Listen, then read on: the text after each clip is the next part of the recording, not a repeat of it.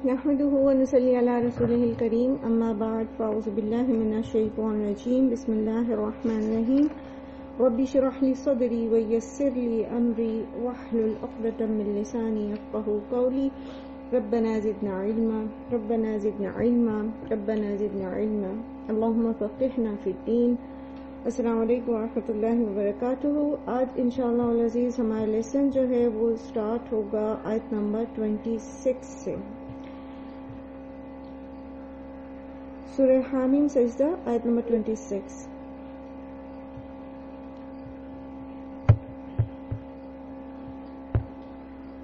وقال الذین کفروا، اور کہا ان لوگوں نے جنہوں نے کفر کیا، لا تسمعوا لهذا القرآن، نہ سنو اس قرآن کو، والغوا فیہ، اور شور شرابہ کرو اس میں، غل مچاؤ اس میں، لعلکم تغلبون، شاید کہ تم غالب آ جاؤ. یہ ایک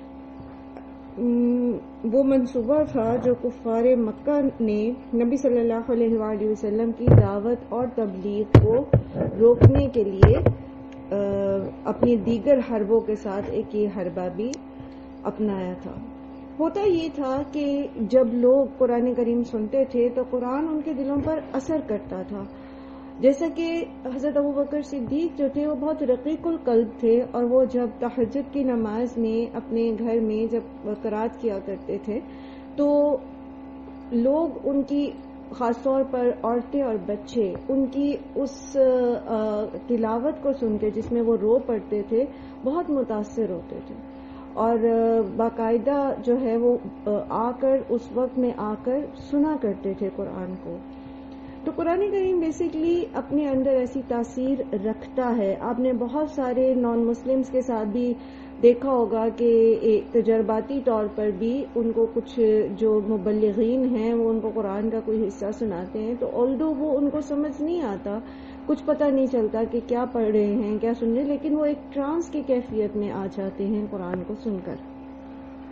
قرآن کریم کے الفاظ کی اپنی تاثیر ہے. اس کو سمجھنے والا تو ہدایت پاتا ہی ہے، اس کو سننے والے کے اوپر بھی یہ اپنے اثرات، مثبت اثرات جو ہیں وہ چھوڑتے ہیں. تو قریش جو مشرکین مکہ تھے ان کو اس چیز کا بخوبی اندازہ تھا کہ قرآن جو ہے وہ اپنے اندر کس قدر تاثیر رکھتا ہے، اور اس کو سنانے والا بھی کس درجے کے عمدہ اخلاق کا مالک ہے. یعنی جب وہ یہ چیز ثابت نہیں کر سکے کہ محمد صلی اللہ علیہ وآلہ وسلم جو کچھ کہہ رہے ہیں وہ کہانت ہے یا جادو ہے یا شاعری ہے یا کسی مجنون کی باتیں ہیں، تو پھر اب انہوں نے ایک اور اسٹریٹجی اپنائی جس میں انہوں نے یہ کہا کہ جب بھی قرآن پڑھا جائے، اور قرآن عام طور پر نبی صلی اللہ علیہ وآلہ وسلم اپنی نمازوں میں جو قرات کیا کرتے تھے اس طرف یہ اشارہ ہے.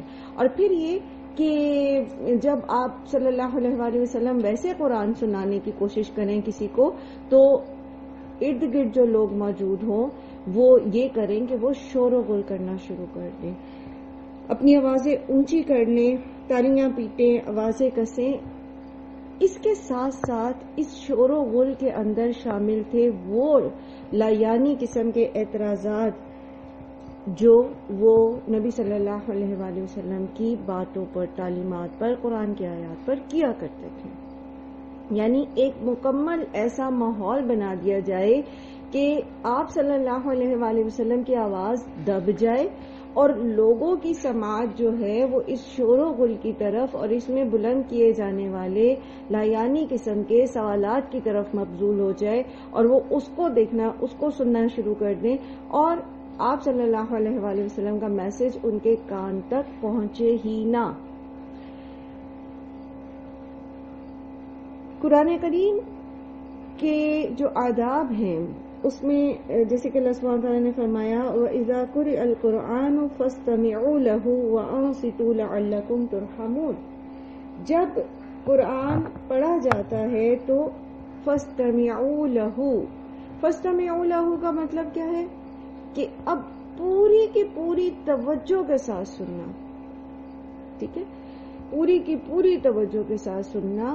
استماع کا لفظ جو ہے وہ اپنی پوری سینسز کے ساتھ سننے کے لفظ معنی میں آتا ہے، یعنی پوری توجہ جو ہے وہ قرآن کی طرف لگا دو، وَأَنصِتُوا، اور خاموش ہو جاؤ۔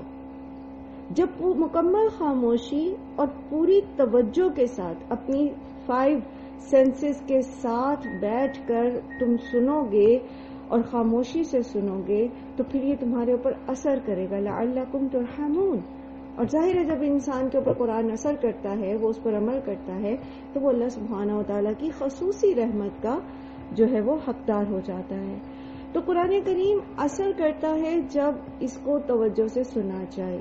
اب آج کے دور میں بھی یہ اسٹریٹجیز اپنائی جاتی ہیں۔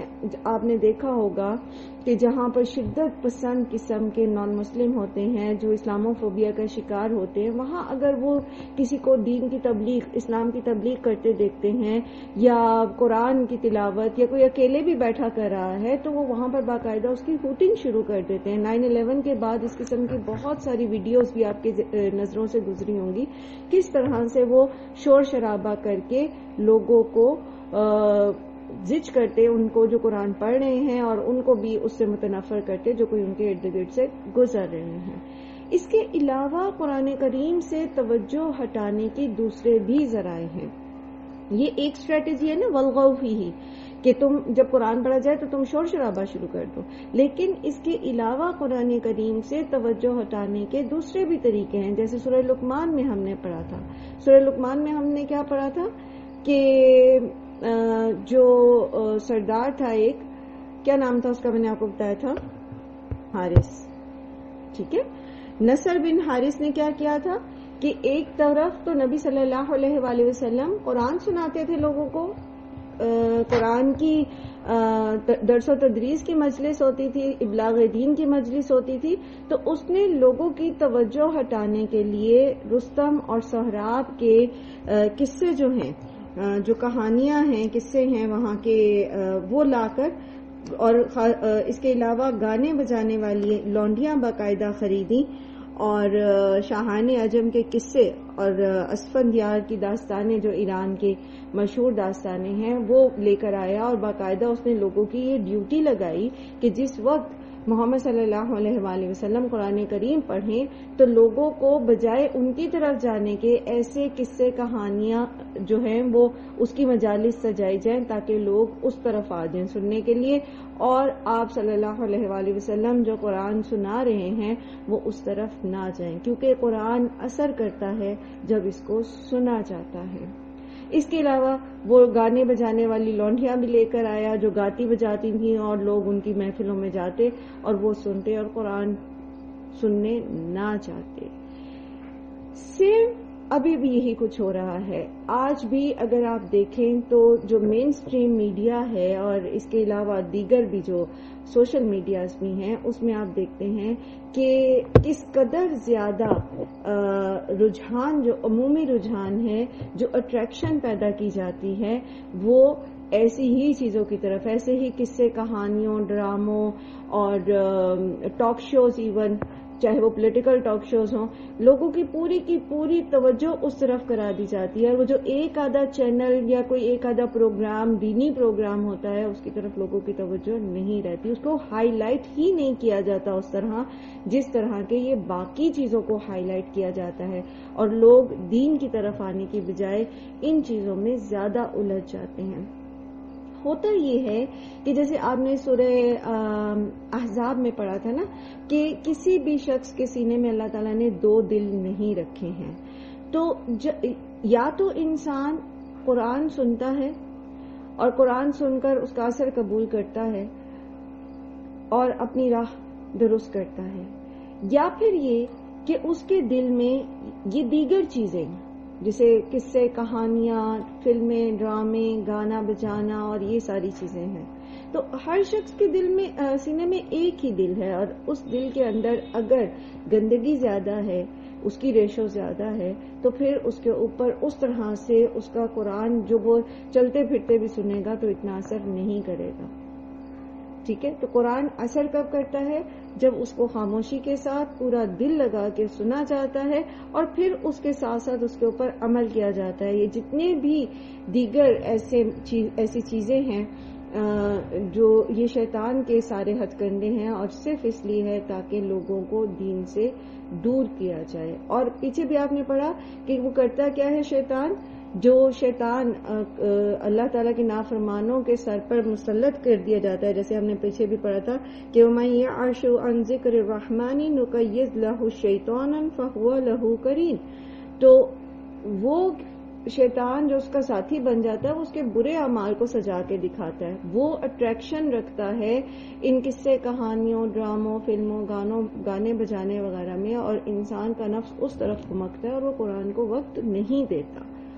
تو جتنا زیادہ ہم قرآن کو وقت دیں گے، جتنی توجہ اور محبت کے ساتھ اس کو سنیں گے، خاموشی کے ساتھ سنیں گے، اتنا ہی زیادہ اس کا اثر ہم قبول کریں گے. اور جتنا ریشو ہماری کم ہوگی قرآن سننے اور دیگر چیزوں کی طرف ہمارا رجحان زیادہ ہوگا، تو اتنا ہی وہ ہم پر زیادہ اثر کرے گا. کیونکہ جیسے کل بھی ہم یہ بات سیکھ رہے تھے کہ جس چیز کے ساتھ زیادہ وقت گزارا جاتا ہے وہ چیز انسان کے اوپر اثر کرتی ہے. فَلَنُذِيقَنَّ الَّذِينَ كَفَرُوا عَذَابًا شَدِيدًا، البتہ ضرور ہم چکھائیں گے ان لوگوں کو جنہوں نے کفر کیا عذاب شدید عذاب کا مزہ ان کو ہم ضرور چکھائیں گے. أَسْوَأَ الَّذِي كَانُوا يَعْمَلُونَ، جو بدترین ہے اس کا جو تھے وہ عمل کرتے، یعنی وہ بدلہ ان کو دیا جائے گا. وَلَنَجْزِيَنَّهُمْ أَسْوَأَ الَّذِي كَانُوا يَعْمَلُونَ، اور ان کو اس چیز کا ضرور بدلہ دیا جائے گا جو بدترین عمل وہ کرتے تھے. اور بدترین عمل یہاں پر خاص طور پر ان کے کفر اور شرک کے ساتھ کیا ہے بدترین عمل؟ قرآن کی تعلیم کے بیچ میں رکھنے ڈالنا. اب وہ کسی بھی لیول پر ہو سکتے ہیں. آپ نے شاید آپ میں سے کسی کے ساتھ یہ ہوا ہو یا نہ ہوا ہو، لیکن اکثر ہم جب قرآن پڑھا رہے ہوتے تو ہمارا واسطہ بہت سارے ایسے لوگوں سے بھی پڑتا ہے جو ہمیں اپنے زندگی میں قرآن کے سفر کی زندگی کی کہانی سناتے ہیں. تو ان کو بہت مشکلات پیش آتی ہیں، ان کو گھر کی طرف سے، ان کے گھر والوں کی طرف سے بہت مشکلات پیش آتی ہیں.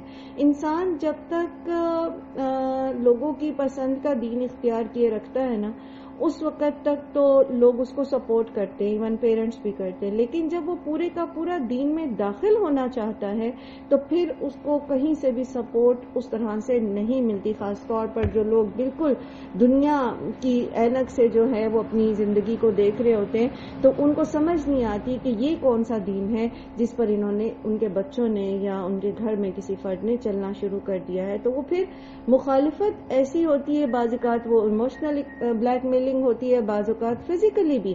ایون مسلمان ہوتے ہوئے بھی ایسے واقعات نظروں سے گزرے کہ لوگوں نے فزیکلی جو ہے وہ قرآن کی طرف آنے والے بچوں کو یا اپنے گھر کے افراد کو جو ہے وہ ابیوز کیا، ان کو ٹارچر کیا گیا، ان کو مینٹلی ٹارچر کیا گیا. اور بہت زیادہ جو عام طور پر چلے فزیکلی تو بہت شاید آپ کو ریئر ملیں کیسز، لیکن زبانی کلامی تو یہ ٹارچر جو ہے یہ بہت دفعہ سننے کو ملتا ہے. تو جو بھی قرآن کی تعلیم میں رکھنا ڈالتا ہے نا کسی کے، وہ سن لے یہ چیز، وہ یہ سمجھ لے کہ وہ اللہ کے راستے سے روکنے والا بن رہا ہے، تو اس کے لیے پھر بشارتیں نہیں ہیں. چاہے وہ کتنی ہی نمازیں پڑھ رہا ہو، کتنے ہی نفلی روزے رکھ رہا ہو، اگر وہ کسی کو قرآن سیکھنے نہیں دے رہا، قرآن کی تعلیم میں رکھنے ڈال رہا ہے کسی بھی لیول پر، تو یہ اس کے لیے جو ہے وعید ہے. اور خاص طور پر یہاں پر مشرکین کی بات ہو رہی ہے، کفار کی بات ہو رہی ہے، جنہوں نے مختلف قسم کے ہتھ کنڈے اختیار کیے لوگوں کو قرآن سے دور کرنے کے لیے.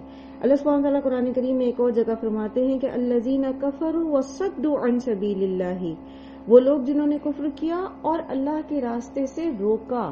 یہ جو قرآن نہ سننے دینا ہے، قرآن کی تعلیم نہ حاصل کرنے دینا ہے، قرآن کو تفصیلاً نہ پڑھنے دینا ہے، دین پر عمل نہ کرنے دینا ہے، خواہ وہ وراثت کی تقسیم کی بات ہو، خواہ وہ پردے کی بات ہو، خواہ وہ سود سے بچنے کی بات ہو، خواہ وہ صلہ رحمی کی بات ہو، خواہ وہ ایمانداری کی بات ہو، رشوت نہ دینے نہ لینے کی بات ہو، وہ کسی بھی لیول پر کوئی بھی بات ہو، تو جو اس راستے سے روکتا ہے، زدناہم عذابا فوق العذاب بما كانوا یفسدون، ہم ان کے عذاب کو عذاب پر بڑھاتے چلے جائیں گے اس وجہ سے جو انہوں نے فساد کیا. یعنی دین کے راستے سے روکنا فساد فی الارض میں آتا ہے، اور یہ اللہ کے عذاب کو دعوت دینے والی بات ہے. تو بہت کانشیس رہنا چاہیے، ہم کسی کو اللہ کے دین کے راستے سے روکنے والے نہ بن جائیں. ایک تو یہ ہے جو ایک سمجھ لیجئے کہ جان بوجھ کے کیے جانے والا فعل ہے، جس میں ابھی ہم نے کچھ مثالیں دیکھی کہ قرآن جیسے کفار مکہ نے یہ اسٹریٹجی اپنائی کہ جب قرآن پڑھا جائے تو شورغل کیا جائے. پھر انہوں نے یہ اسٹریٹجی اپنائی کہ جب قرآن پڑھا جا رہا ہوتا تھا تو وہ قصے کہانیوں کی طرف لوگوں کی توجہ دلواتے تھے. یا پھر یہ کہ فی زمانہ جب کوئی دین کی طرف آتا ہے، کوئی نان مسلم جب مسلمان ہوتا ہے تو اس وقت بھی آپ دیکھتے ہیں کہ کس طرح سے اس کو جو ہے وہ پریشانیوں کا سامنا کرنا پڑتا ہے. پھر ایون جب لوگ مسلمان ہی ہوتے ہیں تو اس مسلمان گھرانوں میں پیدا ہوتے ہیں، وہ جب پورے کے پورے دین میں داخل ہونا چاہتے ہیں، صحیح دین پر چلنا چاہتے ہیں، تو اس وقت بھی جو ہے ان کو مختلف قسم کی روک جو ہے فیس کرنی پڑتی ہے. لیکن اس کے علاوہ ایک اور طریقہ یہ ہے جو لوگوں کو اللہ کے راستے سے روک دیتا ہے، اور وہ ہوتا ہے دیندار طبقے کا رویہ. جو لوگ قرآن پڑھنے پڑھانے والے ہوتے ہیں، جو لوگ دیندار ہوتے ہیں، اپنے آپ کو دین سے منسلک رکھے ہوئے ہیں، اس کی درس و تدریس سے یا اس کے دیگر کاموں میں، ان کے جو رویے ہیں، ان کے جو اخلاق ہیں، ان کے جو کردار ہیں، وہ بھی لوگوں کو یا تو دین کی طرف دعوت دیتے ہیں یا پھر دین سے دور کر دیتے ہیں. تو یہ بھی اسی میں آ جاتا ہے وَصَدُّ عَن سَبِيلِ اللَّهِ، جو اللہ کے راستے سے روک دیتے ہیں. ایک شخص جو اللہ کی طرف آنا چاہتا ہے، وہ ہمارے رویے کی وجہ سے دین سے متنفر ہو جاتا ہے. خاص طور پر جو ٹین ایجرز ہوتے ہیں، جب وہ ایسے اپنے سے بڑے ایسے اساتذہ کو یا دیگر لوگوں کو دیکھتے ہیں جو دین سیکھنے سکھانے سے یا کسی بھی لیول پر دین سے منسلک ہوتے ہیں، اور وہ ان کی بد کرداری کو دیکھتے ہیں یا ان کی بد اخلاقی کو دیکھتے ہیں یا ان کی معاملات میں جو خیانت ہے یا ان کا طرز زندگی، جو ان کی زبان ہے، ان کا طرز تخاطب ہے، اس کو دیکھتے ہوئے وہ کیا کرتے ہیں، وہ پھر دین کی طرف آنے کے بجائے دین سے مزید دور ہوتے چلے جاتے ہیں. تو یہ بھی کیا ہے، صد عن سبیل اللہ. تو یہ ساری چیزیں، اسی لیے ہمیں اس چیز کے لیے بہت کانشیس ہونا چاہیے کہ اگر ہم للہ میں ہیں، اگر ہماری زندگی جو ہے وہ اللہ سبحانہ و تعالی کی راہ پہ لگی ہوئی ہے، تو ہم دیکھیں کہ کیا واقعی ہم پورے کے پورے اسی کردار اور اخلاق کے مالک ہیں جو اللہ سبحانہ و تعالی کی طرف سے ہم پر چار کر رہے ہیں، یا پھر یہ کہ ہم کہہ تو کچھ رہے ہیں اور کر کچھ رہے ہیں. کیونکہ اللہ سبحانہ تعالیٰ کو یہ بات سخت ناپسند ہے. کیونکہ اللہ تعالیٰ ہے نا کہ لما تقولون ما لا تفعلون، تم وہ کیوں کہتے ہو جو تم کر نہیں رہے ہو. تو کہ یہ منافقت جو ہے یہ لوگوں کو دین سے دور کر دیتی ہے. اگر ہم ایک حجاب پہننے والی خاتون ہیں، ایک لڑکی ہیں، اور حجاب پہننے کے بعد ہماری چال، ہماری بات چیت کا انداز، ہمارا دیکھنے کا انداز جو ہے وہ حجاب اور پردے کی جو اسپرٹ ہے اس کو فالو نہیں کر رہا، تو پھر جو حجاب کے بغیر لڑکیاں ہیں، ہم ان سے کسی بھی طرح سے بہتر عمل نہیں کر رہے، بلکہ ہم الٹا حجاب کو بدنام کرنے کا سبب بن رہے ہیں. اسی طرح اگر آپ کے چہرے پر داڑھی ہے، آپ ایک وہ مسنون ایک وہ رکھے ہوئے ہیں، مرد جو ہے وہ داڑھی رکھے ہوئے ہیں اور اس کے ساتھ وہ گالم گلوچ کرتے دکھائی دے رہے ہیں یا وہ بے ایمانی کرتے دکھائی دے رہے ہیں، بددیانتی کرتے دکھائی دے رہے ہیں، تو لوگ ایک بیئرڈ جو مرد ہوتا ہے اس سے ان کو زیادہ اچھی امید ہوتی ہے ایک دوسرے مرد کی نسبت کہ یہ زیادہ دیندار ہیں. تو اس سے پھر آپ دیکھیں کہ کس طرح لوگ پھر دین سے متنفر ہو جاتے ہیں. بہت ساری ایسی مثالیں ہیں جو ہمیں ہمارے ارد گرد بکھری ہوئی ہیں، اور خود ہمیں اپنے اندر بھی دیکھنا ہے کہ کہیں ہمارے اندر یہ کمزوری تو نہیں کہ ہم کہتے تو کچھ اور ہیں اور جب خود عمل کرنے کی باری آئے تو ہم عمل کچھ اور طرح سے کریں. ہم کہتے تو یہ ہیں کہ چیخنا نہیں ہے، بچے کو تو ہم یہ سمجھا رہے ہیں کہ جھوٹ نہیں بولنا، چیخنا نہیں ہے، غصہ نہیں کرنا، اور جب ہماری باری آئے تو ہم غصے میں چیخیں بھی، اور جب ہماری باری آئے تو ہم جھوٹ بھی بولیں. تو پھر یہ چیز بچوں کو، آپ کے ارد گرد کے لوگوں کو دین سے اور زیادہ دور کر دے گی. خاص طور پر جب آپ قرآن کریم پڑھ رہے ہوتے ہیں، آپ قرآن کے اسٹوڈنٹ ہیں، اس وقت لوگ آپ کو صرف آپ کی ذات کے حوالے سے نہیں جانتے، بلکہ وہ آپ کو آپ کے ادارے اور آپ کی جو قرآن پڑھنے کی جو آپ کا کام ہے، جب آپ قرآن پڑھ رہے ہیں تو وہ اس حوالے سے آپ کو زیادہ جو ہے وہ کریٹیکلی آبزرو کر رہے ہوتے کہ اچھا یہ دیکھیں یہ تو قرآن پڑھنے والیاں ہیں اور ان کا تو طرز عمل اس طرح کا ہے، ان کا تو لباس اس طرح کا ہے، یا ان کا تو یہ فعل ہے. تو انسان اپنے قول اور اپنے فعل دونوں کے ذریعے یا تو لوگوں کو اللہ کی طرف بلاتا ہے یا پھر اللہ سے دور کرنے کا سبب بن رہا ہوتا ہے. تو ہمیں اللہ سے دعا کرنی چاہیے اور پوری کوشش کرنی چاہیے اور ہمیشہ اپنے افعال کے اوپر نظر رکھنی چاہیے کہ ہم بہرحال ہر طرح سے لوگوں کو اللہ کی طرف بلانے والے بنیں. ذالک جزاء اعداء اللہ النار لہم فیہا دار الخلد، یہ بدلہ ہے دشمنوں کا اللہ کے آگ کا، اور ان کے لیے ہمیشہ رہنا ہے اس میں. جزاء بما کانوا بآیاتنا یجحدون، یہ بدلہ ہے یا یہ وجہ ہے اس چیز کی جو وہ ہماری آیات کا انکار کرتے تھے. آیات کا انکار کرنے کی وجوہات ہم نے کل بھی پڑھی ہیں اور بارہا ہم اس کو پہلے بھی سمجھتے آئے ہیں کہ لوگ آیات کا انکار کیوں کرتے ہیں، اور یہاں پر کانٹیکسٹ کے حساب سے ہمیں پتہ چل رہا ہے کہ آیات سنیں گے ہی نہیں تو پھر وہ سمجھ کیسے آئے گی. یہاں تو وہ انکار اس کا محض برائے انکار ہی کر رہے ہیں، ایسا نہیں ہے کہ انہیں بات سمجھ نہیں آ رہی، بلکہ وہ سننا ہی نہیں چاہتے، اور جب وہ سنیں گے نہیں تو پھر ان کو حقیقت کہاں ان کے دل میں اترے گی، تو پھر وہ اس کا انکار کر دیتے ہیں. وقال الذین کفروا ربنا ارنا الذین اضلنا من الجن والانس، اور کہیں گے وہ لوگ جنہوں نے کفر کیا کہ اے ہمارے رب دکھا ہمیں وہ جنہوں نے بھٹکایا ہمیں جنوں میں سے اور انسانوں میں سے. نجعلہما تحت اقدامنا لیکون من الاسفلین، تاکہ ہم انہیں اپنے قدموں کے نیچے روند ڈالیں اور وہ دونوں ہو جائیں، یعنی جنوں انس سب سے نچلوں میں سے. تو دنیا میں تو لوگ اپنے لیڈروں اور اپنے پیشواؤں اور فریب دینے والے شیاطین کے اشاروں پر جو ہے اپنی جان تک قربان کرنے کے لیے تیار ہو جاتے ہیں، اور ان کے کہنے میں آ کر، ان کی باتوں سے متاثر ہو کر، ان کے فریب کا شکار ہو کر حق کو جھٹلا دیتے ہیں. لیکن قیامت کے دن جب ہر چیز ان کے سامنے واضح ہو جائے گی تو پھر وہ انہی لیڈرز اور انہی پیشواؤں کے لیے کہیں گے کہ اللہ تعالیٰ ان کو ہمارے پیروں کے نیچے کر اور ہم انہیں رون دے.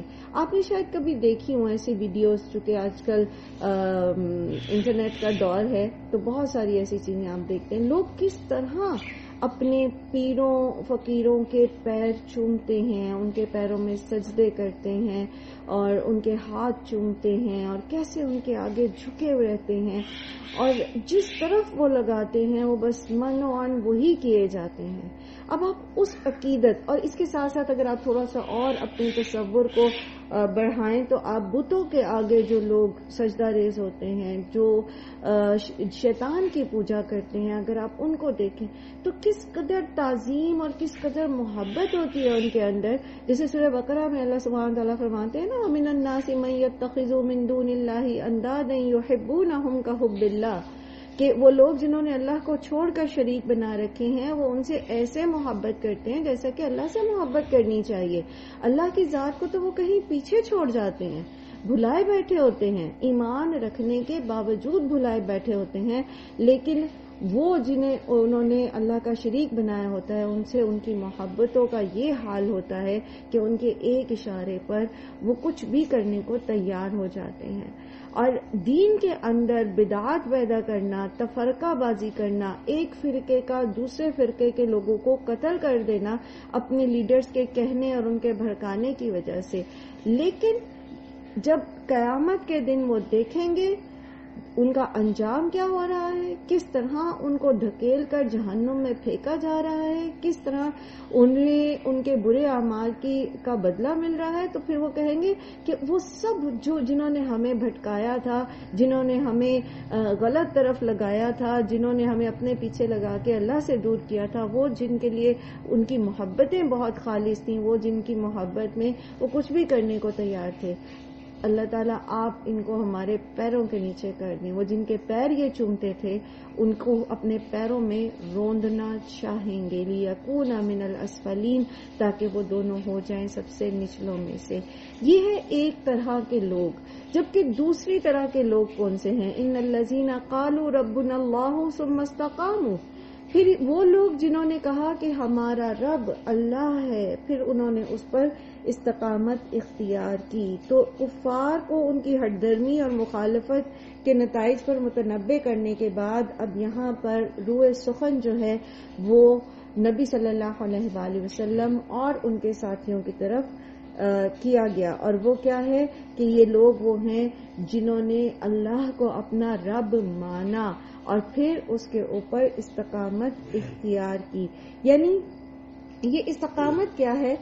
استقامت کا مطلب ہے جم جانا، ڈٹ جانا. ایسا نہیں کہ کوئی کسی ذریعے سے اللہ سے متعارف ہوا.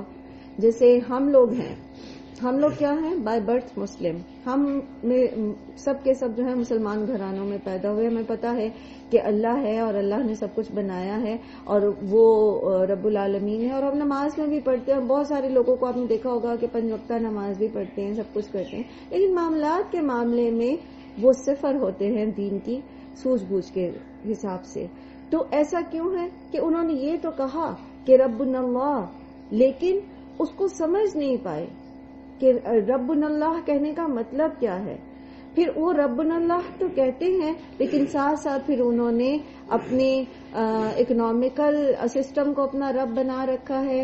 ساتھ ساتھ انہوں نے اپنے پولیٹیکل لیڈرز، اپنے رہبا اور اپنے جو ہیں وہ جو ان کے مذہبی پیشوا ہیں، اپنے احبار جو ہیں، ان کو جو ہے وہ خدا بنا رکھا ہے، رب بنا رکھا ہے.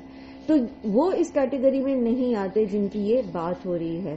یہ کس کی بات ہو رہی ہے؟ جنہوں نے کہا کہ اللہ ہمارا رب ہے اور پھر وہ اس عقیدے پر ساری زندگی اس طرح قائم رہے کہ اس کے خلاف پھر کبھی انہوں نے دوسرا عقیدہ اختیار نہ کیا اور اس عقیدے کے ساتھ کبھی بھی کسی باطل عقیدے کی آمیزش نہیں کی اور اپنی عملی زندگی میں عقیدہ توحید کے تقاضوں کو پورا کرتے رہے. اور عقیدہ توحید کے تقاضے عملی زندگی میں کیا ہیں کہ جو بھی زندگی کے جس لیول پر بھی آپ موجود ہیں، جس لیول پر بھی آپ جس معاملے میں بھی جس فریق کے طور پر بھی آپ موجود ہیں، وہاں پر آپ ایک اللہ کی جو وحدانیت ہے، اللہ کی وحدانیت اور اس کا جو اقتدار مطلق ہے اس کو تسلیم کریں، اس کے اقتدار اعلیٰ کو تسلیم کریں اور اس کے فیصلے کو اپنے فیصلوں اور اپنے اختیارات کے اوپر ترجیح دیں، بجائے اس کے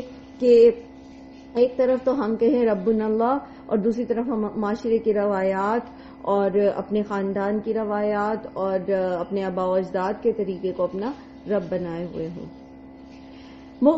یہ جو استقامت کا لفظ ہے، اس کا مفہوم جو ہے وہ نبی صلی اللہ علیہ وآلہ وسلم کے کبار صحابہ نے بھی بیان کیا ہے. وہ بھی دیکھتے ہیں. حضرت انس سے روایت ہے کہ نبی صلی اللہ علیہ وآلہ وسلم نے فرمایا قد قالها الناس ثم كفروا اکثرهم فمن مات علیها فهو مؤمن استقام.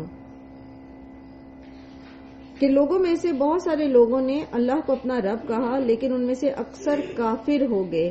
تو ثابت قدم وہ ہے وہ شخص ہے جو مرتے دم تک اسی عقیدے پر جمع رہا، یعنی اس کے عقیدہ توحید میں کسی بھی قسم کا جو ہے وہ فطور نہیں آیا، اس نے اپنے عقیدہ توحید کو کسی بھی لیول پر جو ہے وہ آلودہ نہیں کیا باطل سے۔ حضرت ابوبکر صدیق کہتے ہیں کہ استقامت یہ ہے کہ اللہ کے ساتھ کسی کو شریک نہیں بنایا اور اس کے سوا اس نے کسی دوسرے معبود کی طرف توجہ نہیں کی۔ حضرت عمر رضی اللہ عنہ کہتے ہیں کہ ایک مرتبہ ممبر پر انہوں نے اس آیت کی تلاوت کی اور فرمایا کہ اللہ کی قسم استقامت اختیار کرنے والے وہ ہیں جو اللہ کی اطاعت پر مضبوطی کے ساتھ قائم ہو گئے، لومڑیوں کی طرح ادھر سے ادھر اور ادھر سے ادھر دوڑتے نہ پھرے۔ حضرت عثمان کہتے ہیں کہ اپنے عمل کو اللہ کے لیے خالص کر لینا استقامت ہے۔ حضرت علی رضی اللہ عنہ فرماتے ہیں کہ اللہ کے عائد کردہ فرائض فرمانبرداری کے ساتھ ادا کرتے رہنا استقامت ہے۔ تو ان تمام جو آپ صلی اللہ علیہ وآلہ وسلم کی روایت اور دیگر کبار صحابہ کے اقوال ہیں، ان کو جب ہم جمع کرتے ہیں تو ہمیں استقامت کا مطلب یہی سمجھ آتا ہے کہ انسان اپنے عقیدہ توحید میں کہیں پر بھی شرک کو شامل نہ کرے اور پھر اس کے جتنے بھی اعمال ہیں آخری سانس تک وہ اسی عقیدے کے تحت جو ہیں وہ سر انجام پائے۔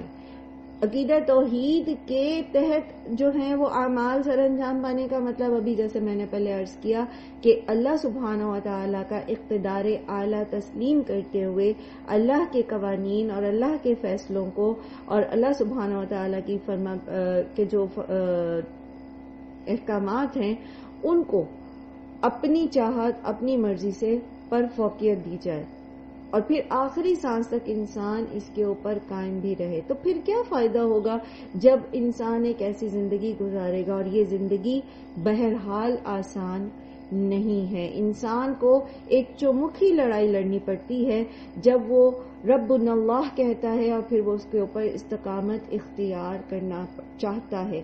اور اس کے لیے دیکھیے کہ خود نبی صلی اللہ علیہ وآلہ وسلم نے بھی اللہ سبحانہ و تعالیٰ سے دعائیں کی۔ آپ صلی اللہ علیہ وآلہ وسلم اللہ سے دعا کیا کرتے تھے، یا مقلب القلوب ثبت قلبی علی دینک۔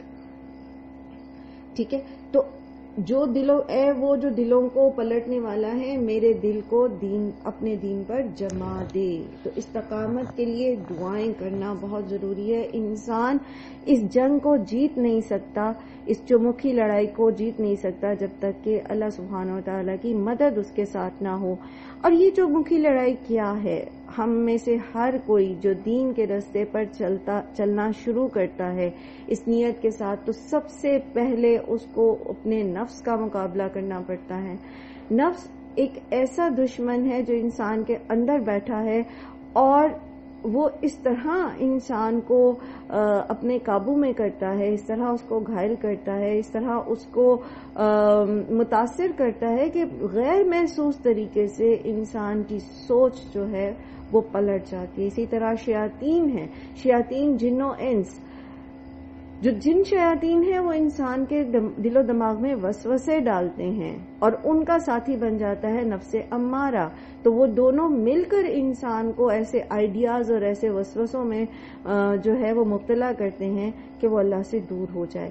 پھر اس طرح جو شیاطین انسان ہیں وہ فزیکلی اور وربلی جو ہے وہ ایسی کام اور ایسی باتیں کرتے ہیں جس سے انسان جو ہے وہ اللہ کے راستے کو چھوڑ دے۔ پھر اسی طرح جو معاشرے کے جو روایات وغیرہ ہوتی ہیں، کیونکہ بہت آسان ہوتا ہے گو وتھ فلو جانا۔ آپ دریا کے بہاؤ کے ساتھ تیریں گے تو دریا خود بخود آپ کو اپنے ساتھ لہریں جو ہیں وہ آگے لے جائیں گی، لیکن جب آپ دریا کی روانی کی مخالفت سمت میں تیرنا چاہیں گے تو آپ کو بہت زیادہ قوت لگانی پڑے گی اور بہت زیادہ مشقت اٹھانی پڑے گی۔ تو اگینسٹ دا فلو جانا، اگینسٹ دا سوسائٹی جانا، معاشرے کے چلن کے خلاف جانا بہت مشکل ہے۔ یہ ایسی جنگیں ہیں جو انسان اللہ کی مدد کے بغیر جیت نہیں سکتا۔ تو جب ایک ایسی مشکل زندگی انسان گزارتا ہے، اور پھر اس کے اوپر آپ یہ دیکھیے کہ جب آپ ایک مرتبہ کہتے ہیں نا کہ ربنا اللہ، جب آپ کہتے ہیں نا لا الہ الا اللہ، تو پھر اللہ تعالیٰ آپ کو آزماتے بھی ہیں۔ تو آپ نے پڑھا نا کہ کیا لوگوں نے یہ سمجھ لیا ہے کہ وہ لا الہ الا اللہ کہیں گے اور وہ جنت میں داخل کر دیے جائیں گے اور وہ آزمائے نہیں جائیں گے؟ تو پھر آزمائشیں بھی آتی ہیں، مالی تنگی آتی ہے، بیماری آتی ہے، رشتوں میں کمی ہوتی ہے. وہ اللہ سبحانہ وتعالیٰ فرماتے ہیں نا وَلَنَبْلُوَنَّكُمْ بِشَيْءٍ مِّنَ الْخَوْفِ وَالْجُوعِ وَنَقْصٍ مِّنَ الْأَمْوَالِ وَالْأَنفُسِ وَالثَّمَرَاتِ. تو وَلَنَبْلُوَنَّكُمْ میں لا بھی تاکید کا ہے، نون مشدد بھی تاکید کا ہے، تو آزمائشیں بھی آتی ہیں. اور اس راستے پر چلنا، یہ جو صراط مستقیم پر چلنا ہے نا، یہ پل صراط پر چلنے کے برابر ہے. اور پل صراط کیسا ہے؟ نبی صلی اللہ علیہ وآلہ وسلم کی روایت کے مطابق تلوار سے زیادہ تیز اور بال سے زیادہ باریک وہ پل ہے جس کے اوپر چلنا ہوگا. تو دنیا میں صراط مستقیم پر چلنا ایسا ہی ہے، اتنا ہی مشکل ہو جاتا ہے. پھر جب لوگ اس پر چلنے میں استقامت اختیار کرتے ہیں، کنسسٹنٹ رہتے ہیں، نفس کے بہکاووں میں نہیں بہکتے، شیطان کے بہکاووں میں نہیں آتے، اور فلو کے جو سوسائٹی کا ایک اپنا چلن ہے اس کے اگینسٹ کھڑے ہو جاتے ہیں اور پھر اس پر قائم رہتے ہیں آخری سانس تک، تو اللہ سبحانہ و تعالیٰ ان کو ایسے ہی نہیں چھوڑ دیتا. تتنزل علیہم الملائکہ، ان پر فرشتے اترتے ہیں. اور فرشتے کیسے کیسے اترتے ہیں ان پر؟ اللہ سبحانہ و تعالیٰ جیسے چاہیں یہ فرشتے جو ہیں وہ اتارتے ہیں. جیسے آپ نے دیکھا بدر کے جو غزوہ بدر میں یہ فرشتے اللہ سبحانہ و تعالیٰ نے اتارے، اسی طرح غزوہ حنین میں فرشتے اللہ سبحانہ و تعالیٰ نے اتارے. اور فزیکلی جو ہیں یہ فرشتے، ان کو دیکھا بھی باز نہیں اور سنا بھی باز نہیں، اور ان کی جو ہے وہ اللہ سبحانہ و تعالیٰ نے ان کو نازل کیا. پھر اسی طرح آج بھی اللہ تعالیٰ چاہیں تو فرشتوں کو اتارتے ہیں اور وہ اللہ کے نیک بندوں کی مدد کرتے ہیں. مثال کے طور پر جو لوگ اپنے بہن بھائیوں کو فائدہ پہنچاتے ہیں، اپنے بہن بھائیوں میں مطلب صلہ رحمی کرتے ہیں، تو پھر فرشتے ان کی مدد کے لیے آتے ہیں. اسی طرح جو شخص اللہ کی جو شخص کسی اپنے مسلمان بھائی کی مدد میں لگا رہتا ہے، اللہ سبحانہ و تعالیٰ اس کی مدد میں لگے رہتے ہیں. یعنی جب تک آپ کسی مسلمان بھائی کے مسئلے کو سالو کرنے میں لگے رہتے ہیں، اللہ سبحانہ و تعالیٰ فرشتوں کو نازل کر دیتے ہیں اور وہ آپ کے پرابلمز کو سالو کر رہے ہوتے ہیں، وہ آپ کے حصے کے کام کر رہے ہوتے ہیں. اسی طرح جو مساجد میں لوگ دل لگاتے ہیں اپنا، ان کے ہم نشین فرشتے ہوتے ہیں. پہلے بھی بہت دفعہ اس روایت کے مفہوم کو میں نے کوٹ کیا کہ جب لوگ جو مساجد میں باقاعدگی سے جاتے ہیں، جب وہ کسی وجہ سے غیر حاضر ہوتے ہیں تو پھر فرشتے وہاں آتے ہیں. وہ ڈیلی ان کے چونکہ ہم نشین ہوتے ہیں تو وہ دیکھتے ہیں کہ آج وہ نہیں آئے صاحب، تو وہ پھر ارد گرد سے سنگن لیتے ہیں. تو اگر وہ بیمار ہوتے ہیں تو وہ ان کی عیادت کے لیے جاتے ہیں، ان کے لیے شفا کی دعائیں کرتے ہیں. اور اگر وہ کسی مشکل میں ہوتے ہیں، کسی کام میں الجھے ہوئے ہوتے ہیں، کسی پریشانی میں ہوتے ہیں، تو اللہ کے حکم سے وہ ان کو کی مدد بھی کرتے ہیں اس پریشانی میں. اور اسی طرح اللہ سبحانہ و تعالیٰ جو ہیں وہ بعض اوقات فرشتوں کو انسانوں کی شکل میں بھی بھیج دیتے ہیں. لیکن یہ فرشتے اترتے کن پر ہیں، یہ آتے کن کے لیے ہیں؟ ان الذین قالوا ربنا اللہ ثم استقاموا، ان کے لیے اترتے ہیں. اور جب یہ فرشتے اترتے ہیں ان پر، اور بعض مفسرین نے اس کو خاص کیا ہے موت کے وقت اور قیامت کے وقت دوبارہ اٹھائے جانے پر.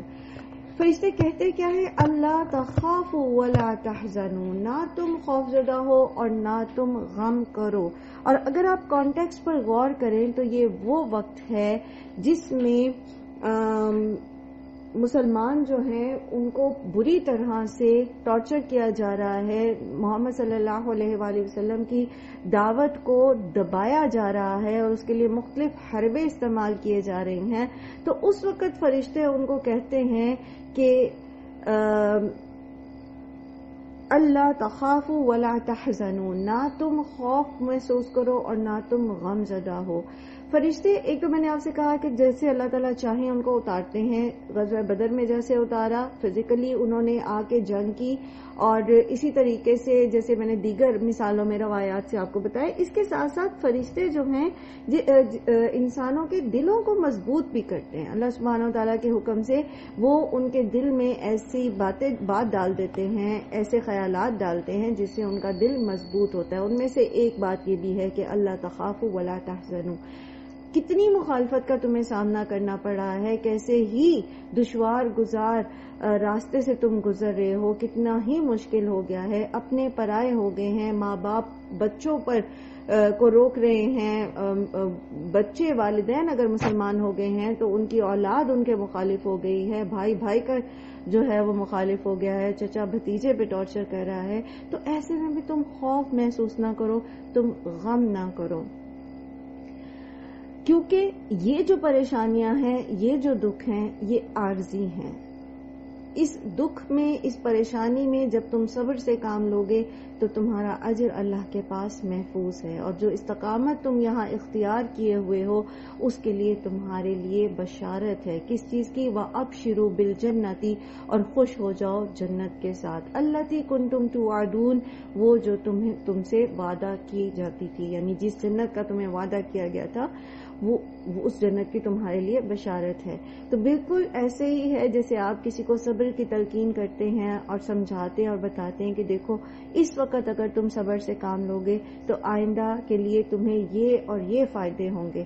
تو یہ فرشتے بھی آتے ہیں ایسے لوگوں پر جو چمکھی لڑائی لڑ رہے ہوتے ہیں، اور پھر وہ آ کے ان کے دل میں یہ خیال ڈالتے ہیں، کبھی انسان کی شکل میں بھی آ جاتے ہیں، کبھی آپ کو بیٹھے بٹھائے آپ کسی پریشانی میں ہوتے ہیں دین کے راستے میں، تو آپ کے ذہن میں جو ہے وہ کھلنا شروع ہو جاتا ہے، آپ کا دل کھلنا شروع ہو جاتا ہے اور آپ کو سلوشن سمجھ آنے شروع ہو جاتے ہیں۔ تو یہ اللہ سبحانہ و تعالیٰ کی طرف سے فرشتے نازل ہوتے ہیں جو وہاں پر آپ کو اس طرف گائیڈ کرتے ہیں، پھر سکینت لے کر اترتے ہیں فرشتے۔ ایسی محفلیں جو ہوتی ہیں جہاں پر اللہ کا ذکر کیا جاتا ہے، اور خاص طور پر جب انسان پورے دل کے ساتھ اس رستے پر جم جاتا ہے تو پھر یہ فرشتے اللہ کی طرف سے سکینت لے کر آتے ہیں، اور دل جو ہیں وہ غم اور خوف سے آزاد ہو جاتے ہیں، اور وہ اس بشارت کے لیے مزید اپنے آپ کو تیار کرتے ہیں جو کہ جنت ہے۔ نحن اولیاؤکم فی الحیات الدنیا وفی الآخرہ، ہم دوست ہیں تمہارے دنیا کی زندگی میں بھی اور آخرت میں بھی۔ جب انسان دین کے راستے پر چلنا شروع کرتا ہے تو جیسے پہلے ہم نے سیکھا یا ابھی میں نے عرض کیا کہ اس کو مخالفتیں درپیش ہوتی ہیں، اور وہ مخالفتیں جو ہیں وہ عموماً گھر سے آتی ہیں، اپنے قریبی عزیزوں کی طرف سے آتی ہیں۔ آپ ایک دفعہ بات کہہ کر تو دیکھیے، آپ کسی کو کسی رسم و رواج سے ہٹانے کی بات کر کے دیکھیے، لوگ آپ کے مخالف ہو جائیں گے۔ وہ یہ نہیں دیکھیں گے کہ آپ کہہ کیا رہے ہیں، وہ یہ دیکھیں گے کہ آپ بس ان کی مخالفت کر رہے ہیں۔ تو ایسے میں انسان پریشان ہو جاتا ہے، وہ کہتا ہے کہ مجھے آئسولیٹ کر دیا گیا، مجھے فیملی سے الگ کر دیا گیا ہے، مجھے فیملی کے لوگ اس طرح سے پسند نہیں کرتے، تو وہ ایک غم کی کیفیت محسوس کرتا ہے۔ تو غم نہ کیجئے، نحن اولیاؤکم، فرشتے کہتے ہیں ہم تمہارے دوست ہیں، فی الحیات الدنیا، دنیا کی زندگی میں بھی، وفی الآخرہ، اور آخرت میں بھی۔ دنیا اور آخرت میں فرشتے آپ کے دوست بن جاتے ہیں۔ دیکھیے یہ بالکل اسی طرح ہے جیسے کوئی شخص سلام کرتا ہے اور دوسرا جواب نہیں دیتا، تو ایک روایت کے مطابق آپ صلی اللہ علیہ وسلم نے فرمایا کہ اس سے بہتر جو ہے وہ اس کا جواب دیتے ہیں، یعنی دوسرے نے جس نے آپ کے سلام کو اگنور کیا اور آپ کے سلام کا جواب نہیں دیا کسی بھی وجہ سے، تو فرشتے آپ کے سلام کا جواب دیتے ہیں۔ تو اسی طرح اگر دنیا میں اگر آپ کو کہیں پر تنہا محسوس ہوتا ہے اپنا آپ کو لگتا ہے آپ کی اولاد آپ کا ساتھ نہیں دے رہی، آپ کے اسپاؤزز آپ کا ساتھ نہیں دے رہے، آپ کے پیرنٹس آپ کا ساتھ نہیں دے رہے، آپ کے فرینڈس نے آپ کو آئسولیٹ کر دیا، خاص طور پر جو اسٹوڈنٹس ہوتے ہیں، بچیاں ہیں، بچے ہیں، جب وہ دین کی طرف آتے ہیں تو obviously وہ جو ایک وہ لائف سٹائل ہے جو آج کل ینگ جنریشن جس کو فالو کر رہی ہے، تو وہ اس سے ذرا بیزاری ظاہر کرتے ہیں، تو ان کے دوست ان کو چھوڑ جاتے ہو، کہتے ہیں تم بور ہو گئے ہو، تم بہت بورنگ ہو گئے ہو۔ تو ایسے میں اپنے آپ کو اکیلا محسوس کرنے کی بجائے تحمل سے بیٹھیے، اس آیت کو یاد کیجیے اور مسکرائیے. آپ اکیلے نہیں ہیں، آپ کے ساتھ فرشتے ہیں. اور فرشتے آپ کے ساتھ کیوں ہیں؟ کیونکہ اللہ تعالیٰ نے ان کو یہ حکم دیا ہے اور اللہ تعالیٰ آپ کے ساتھ ہے. اللہم فاطر السماوات والارض انت ولی فی الدنیا والآخرہ. حضرت یوسف نے یہ دعا کی تھی نا. یہ دعا کس وقت کی تھی انہوں نے؟ جب ان کے بھائی اور ان کے والدین ان کو واپس مل گئے تھے، تب بھی انہوں نے اپنے بھائیوں اور والدین کی محبت کی بجائے، ان کو اپنا ولی کہنے کی بجائے اللہ سبحانہ و تعالیٰ سے کہا کہ انت ولی فی الدنیا والآخرہ. تو کبھی بھی دین پر عمل کرنے میں، کبھی بھی کوئی بھی رشتہ، کوئی بھی دنیاوی مفاد، کوئی بھی ایسی چیز ہمیں کمزور نہ کرنے پائے. یہی ہے استقامت. ورنہ کہنے کو تو ہم سب بڑے بلند و باغ دعوے کرتے ہیں، لیکن جب بات عمل کی آتی ہے تب آزمائش ہوتی ہے کہ جو بات ہم کہہ رہے ہیں ہم اس کے اندر کتنا سچے ہیں. وَلَكُمْ فِيهَا مَا تَشْتَحِي أَنفُسُكُمْ وَلَكُمْ فِيهَا مَا تَدَّعُونَ. اور تمہارے لیے ہے اس میں وہ جو چاہیں تمہارے نفس، اور تمہارے لیے اس میں وہ جو تم طلب کرو. جنت کے اندر جو کچھ آپ چاہیں گے کر سکیں گے. دنیا میں بھی ایسا ہوتا ہے نا بہت دفعہ کہ جب ہم دین پر چلتے ہیں تو بہت ساری ایسی باتیں، بہت ساری ایسے کام ہوتے ہیں جو آپ کا دل چاہتا ہے کہ آپ وہ کریں لیکن آپ وہ نہیں کرتے. جیسے مثال کے طور پر جو شراب نوشی ہے، اگر کسی کو ایسا ماحول ملتا ہے جس میں یہ عام ہے، جیسے باہر کے ملکوں میں لوگ رہتے ہیں تو وہ جب پارٹی یا کسی ایسی چیز میں جاتے ہیں تو وہاں یہ سرو کی جاتی، تو بعض ینگسٹرز جو ہیں وہ اس کی طرف رغبت کرتے ہیں کہ یہ کیا چیز ہے، آخر اس کا ٹیسٹ کیا ہے، کیوں اس سے منع کیا گیا ہے. چلو شیطان کہتا ہے ایک بار تو تم چکھ کے دیکھو. لیکن جب دنیا میں انسان ایسی چیز سے اپنے آپ کو اللہ کی رضا کے لیے روکتا ہے تو پھر کیا ہے؟ اللہ سبحانہ تعالیٰ نے جنت میں شراب کی نہریں رکھی ہیں، اور ایسی شراب جو انسان کو قطعی کوئی نقصان نہیں پہنچائے گی، اور نہ ہی وہ قرآن کریم میں جیسے اس کی صفات بیان ہوئی ہیں اس ڈرنک کی کہ اس سے نہ تو جو ہے وہ سر چکرائے گا، نہ اس سے نشہ ہوگا. پھر اسی طرح آپ دیکھیے کہ جو ریلیشن شپس ہیں، جب انسان اس میں اپنے آپ کو حلال کے دائرے میں رکھتا ہے اور نفس اور شیطان کے بہکاووں میں وہ حرام کی طرف رغبت نہیں کرتا، اپنی نگاہوں کی حفاظت کرتا ہے، اپنی شرمگاہوں کی حفاظت کرتا ہے، تو پھر اللہ سبحانہ و تعالیٰ نے جنت میں اس کے لیے کتنے بڑے بڑے انعامات جو ہیں وہ رکھے ہیں. پھر فیہا ما تشتہی، جو آپ کرنا چاہیں گے. دنیا میں کیا ہوتا ہے اکثر آپ دین کے کام کرتے ہیں نا تو بہت سارے ایسے کاموں کے لیے آپ وقت نہیں نکال پاتے جو آپ کرنا چاہتے ہیں. آپ کو فائن آرٹس پسند ہے، آپ کو پینٹنگ پسند ہے، آپ کو کوکنگ پسند ہے، آپ کو اسٹیچنگ پسند ہے، بہت ساری ایسی چیزیں ہیں جو آپ کا دل کرتا ہے کرنے کو، لیکن آپ نے قرآن پڑھنا ہے، پڑھانا ہے، لیسنز تیار کرنے ہیں، پھر کسی کا سننا ہے، تو ان سارے میں وہ 24 گھنٹوں میں آپ کا سارا وقت اس میں لگ جاتا ہے اور آپ اپنے شوق پورے نہیں کر سکتے. تو غمزدہ نہ ہو، جنت میں جائیں، ایک دفعہ جنت میں چلے جائیں، پھر جو چاہیں کریں. بالکل ایسے ہی جیسے آپ صلی اللہ علیہ وآلہ وسلم نے فرمایا کہ جنت میں ایک کسان اس چیز کی خواہش کرے گا کہ وہ کھیتی اگائے. اب وہ کسان ہے، وہ جنت میں چلا گیا لیکن شوق اس کا کیا ہے؟ کھیتی اگانے کا.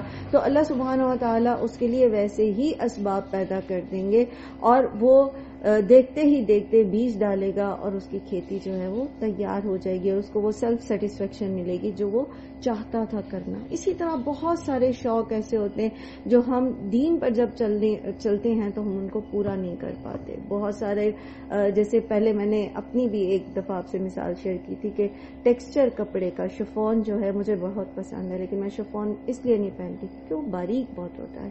لیکن آپ دیکھیے کہ جنت کی جو عورتوں کا لباس ہے اس کے اندر ریشم ہے، دیبا ہے اور حریر ہے، خوبصورت لباس. تو اللہ تعالیٰ ہمیں وہاں تک لے جائیں، اللہ تعالیٰ ہمیں جنت الفردوس اعلیٰ میں لے جائیں، ہمارے تمام گناہوں اور غلطیوں اور کوتاہیوں سے درگزر فرمائے، تو پھر جو چاہیں آپ کریں. اسی طرح نوجوان بچے ہوتے ہیں، ان کا بہت کچھ کرنے کو دل چاہتا ہے لیکن ان کے حالات جو ہیں وہ یا دین جو ہے وہ دین کے راستے پہ چلنا اس چیز کی اجازت نہیں دیتا. اللہ سبحانہ و تعالیٰ کی حدود ہیں، وہ اس چیز سے اپنے آپ کو روک کے رکھتے ہیں. تو غم نہ کیجیے، جنت میں جو آپ چاہیں گے وہ آپ کو ملے گا. وَلَكُمْ فِيهَا مَا تَدَّعُونَ، جو آپ طلب کریں گے. بہت دفعہ ایسا ہوتا ہے نا، جب آپ دین کے راستے پہ چلتے ہیں، دین کے کام کرتے ہیں، تو فائنینشلی بھی آپ جو ہیں وہ اتنے اسٹرانگ نہیں ہوتے، اللہ ماشاء اللہ جن کو اللہ تعالیٰ بہت نوازتا ہے. لیکن یہ ہوتا ہے کہ جب آپ، ظاہر ہے جب ایک طرف آپ 2 جابز کرتے ہیں اور یا آپ کاروبار کرتے ہیں، تو اب آپ جب دین کا کام کر رہے ہیں، ابلاغ کا کام کر رہے ہیں، درس و تدریس کا کام کر رہے ہیں، اپنے کاروبار کو اتنا وقت نہیں دیتے.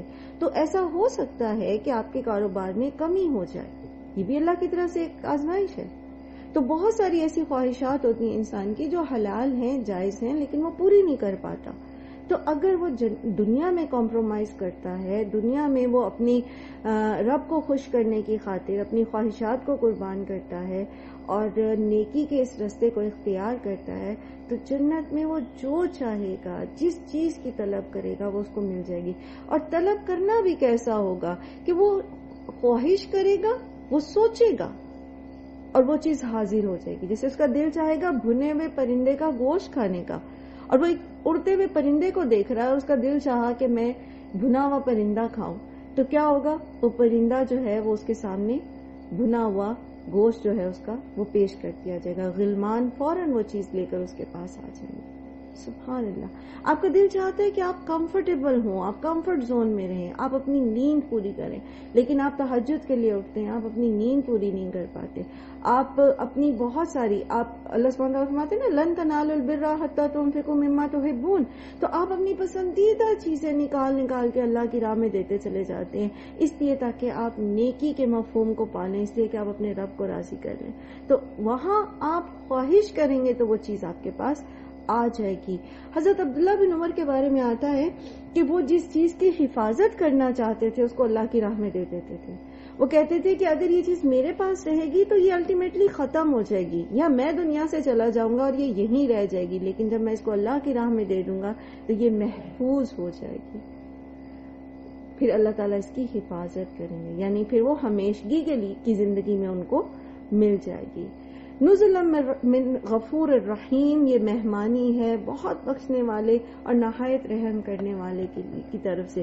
تو غم نہ کریں اگر ہم گناہ کر بیٹھے ہیں، اگر ہم غلطیاں کر بیٹھے ہیں، اگر ہم بار بار بھی گناہ کر بیٹھے ہیں، اگر ہم اپنی کوئی عادت چھوڑنا چاہتے ہیں اور چھوڑ نہیں پا رہے، تو کوشش جاری رکھیے اور اللہ سبحانہ و تعالیٰ کی بخشش اور اس کی رحمت سے امید رکھیے. وہ ضرور آپ کی مدد کرے گا، دنیا میں بھی اور آخرت میں بھی وہ ہمارے گناہوں کو بخش دے گا. بس آپ اللہ کی رحمت سے پر امید رہیے اور اپنی کوشش جاری رکھیے کہ یہ عادت، یہ چیز، یہ کام جو ہے یہ میرے رب کی فرما برداری کے خلاف ہے، بس میں نے اس کو چھوڑنا ہے.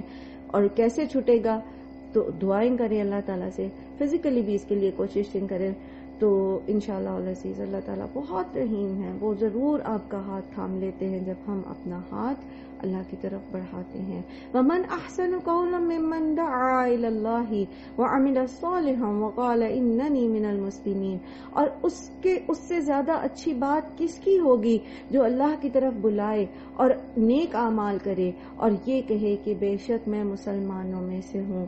ذرا تصور کیجئے کہ یہ کس وقت کی بات ہو رہی ہے کہ کوئی شخص کھڑا ہو اور کہے کہ بے شک میں مسلمان ہوں. یہ اس دور کی بات ہو رہی ہے جب جو کوئی یہ کہتا تھا تو اس کا مطلب یہ تھا کہ اب اس نے اپنے قبیلے والوں کو، اپنے گھر والوں کو، اپنے ماں باپ کو، اپنے ارد گرد اپنے دوست احباب کو اپنا دشمن بنا لیا ہے. گویا وہ پوری سوسائٹی کو ایک طرح سے للکار رہا ہے کہ میں مسلمان ہوں، اور اب سوسائٹی جو ہے وہ اس کو ختم کرنے، اس کو زج کرنے، اس کو ذلیل و خوار کرنے پر تل جائے گی. تو اللہ سبحانہ وتعالیٰ کہہ رہے ہیں کہ ایسے شخص سے زیادہ اچھی بات اور کس کی ہو سکتی ہے جو یہ کہے کہ میں مسلمان ہوں. اور پھر نہ صرف یہ کہ وہ اپنے اسلام کا اظہار کرے، وہ لوگوں کو بھی اللہ کی طرف بلائے اور اپنے اعمال کے اوپر فوکسڈ ہو، نیک اعمال کرتا رہے. کتنی بڑی جو ہے وہ جزا ہے، کتنی بڑی جو ہے یہ سمجھیے کہ ایک طرح سے عظیمت والا کام ہے. ایک تو ہم لوگ ہیں نا، ہم مسلمان گھروں میں پیدا ہوئے، ہمارے لیے لا الہ الا اللہ کہنا یا پھر دین کی طرف آنا اور اس پر عمل کرنا اتنا مشکل نہیں ہے. ہم میں سے تو کسی کے لیے خندقیں نہیں کھودی گئی، آگ نہیں بھڑکائی گئی. ہم میں سے تو کسی کے ہاتھ پاؤں باندھ کر کنویں میں نہیں لٹکا دیا گیا. ہم میں سے تو کسی کو تیل کے کڑاہے میں نہیں پھینکا گیا. ہم میں سے تو کسی کی گردن ہمارے سامنے نہیں اتاری گئی. ہم میں سے تو کسی کو بھی جو ہے ہمارے گھروں سے جلا وطن نہیں کیا گیا. ہم تو مسلمان گھروں میں، مسلمان ملک میں پیدا ہوئے ہیں. پھر بھی اگر ہم کھڑے ہو کر یہ نہ کہہ سکیں کہ اننی من المسلمین، اور لوگوں کو اللہ کی طرف نہ بلا سکیں اور اپنے اعمال پر فوکسڈ نہ رہ سکیں، تو پھر ہمارا کیا مقام ہے؟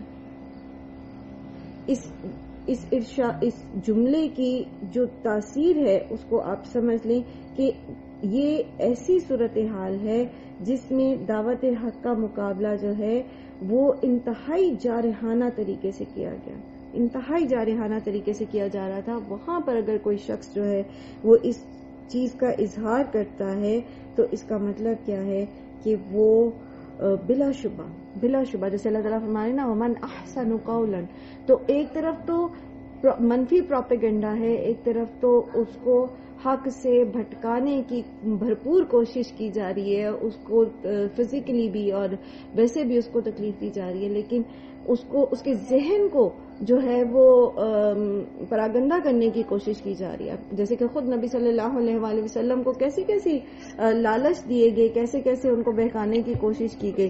تو یہ سارے حربے اس شخص پر آزمائے گئے جو یہ کہتا تھا کہ اننی من المسلمین. تو اللہ تعالیٰ تسلی دے رہے ہیں کہ تمہاری بات سب سے زیادہ بہترین ہے، تم فکر نہ کرو، تم پریشان نہ ہو. اور پھر پیچھے کی آیات آپ نے پڑھی کہ ایسے لوگوں کے ساتھ پھر فرشتے ہوتے ہیں جو ان کی مدد کرتے ہیں، ظاہری طور پر بھی جب اللہ چاہیں اور بغیر دکھے بھی جب اللہ سبحانہ وتعالی چاہیں. وَلَا تَسْتَوِي الْحَسَنَةُ، اور نہیں برابر ہو سکتی نیکی، وَلَا السَّيِّئَةُ، اور نہ ہی برائی. ٹھیک ہے، نیکی اور برائی برابر نہیں ہو سکتی. پیچھے اللہ سبحانہ وتعالی نے اس کا پورا جو نیکی اور برائی کے دونوں جو طبقات ہیں اس کو ایکسپلین کیا. ٹھیک ہے، جو لوگ برائی پر ہیں ان کے رویے کیسے ہوتے ہیں حق کے ساتھ، ان کا عمل کیسا ہوتا ہے، وہ کن وجوہات کی بنا پر جو ہیں وہ حق کو دھتکار دیتے ہیں، اس سے تکبر کرتے ہیں، اور کس طرح جو نیک شخص ہوتا ہے، جو فطرتاً اچھا شخص ہوتا ہے، جب اس کے سامنے حق کی بات آتی ہے تو وہ نہ صرف یہ کہ خود برملا اس چیز کا اظہار کرتا ہے وقال اننی من المسلمین، بلکہ وہ پھر اس بات کو آگے بھی دوسروں تک لے کر جاتا ہے، دعا الی اللہ کی طرف جو ہے وہ اپنے آپ کو اپنی زندگی کا مقصد بنا لیتا ہے کہ صرف خود ہی اللہ سبحانہ و تعالی کے راستے پر نہیں چلنا بلکہ دوسروں کو بھی اس راستے پر چلانا ہے. اور اس کے ساتھ ساتھ انسان یہ نہیں کہ صرف دوسروں تک یہ بات پیغام پہنچانا ہی کافی سمجھ لے، بلکہ وہ اس کو اپنے عمل میں ڈھالتا ہے. وہ جب یہ کہتا ہے کہ اننی من المسلمین تو پھر وہ اس کو پورا اپنے عمل میں ڈھالتا ہے، وعمل صالحا. ٹھیک ہے، تو یہ دو طرح کے کریکٹرز ہیں اچھائی اور برائی کے جو ہمارے سامنے اللہ سبحانہ وتعالی نے یہاں پر بیان کیے ہیں. اس کے بعد اللہ سبحانہ وتعالی فرماتے ہیں کہ وَلَا تَسْتَوِي الْحَسَنَةُ وَلَا السَّيِّئَةُ. پیچھے بھی آپ نے پڑھا نا کہ اللہ تعالیٰ کیا فرماتے ہیں کہ اندھیرا اور اجالا برابر نہیں ہو سکتے، اندھا اور بینا برابر نہیں ہو سکتے، سننے والا اور بہرا برابر نہیں ہو سکتا، دن اور رات برابر نہیں ہو سکتے، جہالت اور علم برابر نہیں ہو سکتے. تو نیکی اور برائی برابر نہیں ہو سکتی.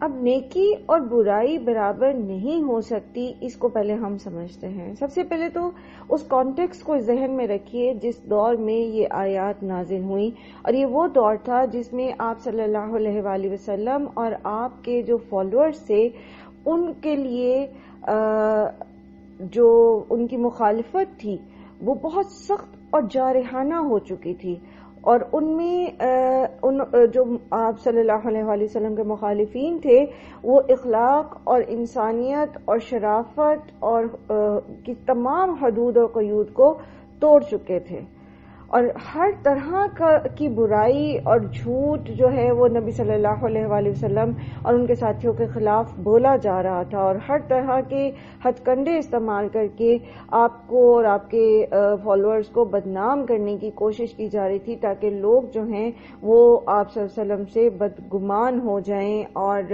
آپ کی تعلیمات کو سنیں ہی نہ۔ طرح طرح کے الزامات اور مخالفانہ پروپیگنڈا کرنے والوں کی ایک فوج تھی جو کمر بستہ تھی اس بات پر کہ چاہے کسی بھی لیول پر پہنچ جائیں، اذیتیں دیں، ذہنی اذیتیں دیں یا جسمانی اذیتیں دیں، بہرحال لوگوں کو اس راستے سے، دین کے راستے سے یا حق کے راستے سے روکنا ہے۔ اب یہاں پر دو چیزیں ہیں۔ ایک چیز تو یہ جو پہلی بات سمجھ آنی چاہیے وہ یہ ہے کہ نیکی اور برائی ایک یکساں نہیں ہوتی، یعنی ایک طرف آپ صلی اللہ علیہ وآلہ وسلم ہیں اور آپ کے ساتھی ہیں جو صبر اور تحمل کے ساتھ اور قوت کے ساتھ، اپنی برداشت کے ساتھ اللہ سبحانہ و تعالیٰ کی مدد پر یقین رکھے ہوئے اس پورے جو ایک منفی پروپیگنڈا ہے اس کے اندر وہ اپنے کلمہ حق کو بلند کیے ہوئے ہیں۔ ان کی جو ایفرٹس ہیں، ان کی جو کوششیں ہیں، اور وہ ایک طرف ہیں، اور پھر دوسری طرف ان کے مخالفین کی کوششیں ہیں، تو یہ دونوں برابر نہیں ہو سکتی۔ ان کو مسلمانوں کو تسلی دی جا رہی ہے کہ جو تکلیفیں آپ برداشت کر رہے ہیں بظاہر تو لگ رہا ہے کہ امپاورمنٹ میں کفر ہے، باطل ہے اور آپ مظلوم ہیں، لیکن حقیقت ایسی نہیں ہے، بلکہ حقیقت میں اصل قوت اور طاقت جو ایمان کی ہے وہ آپ کے پاس ہے۔ یہ دونوں برابر نہیں ہو سکتے۔ پھر یہ کہ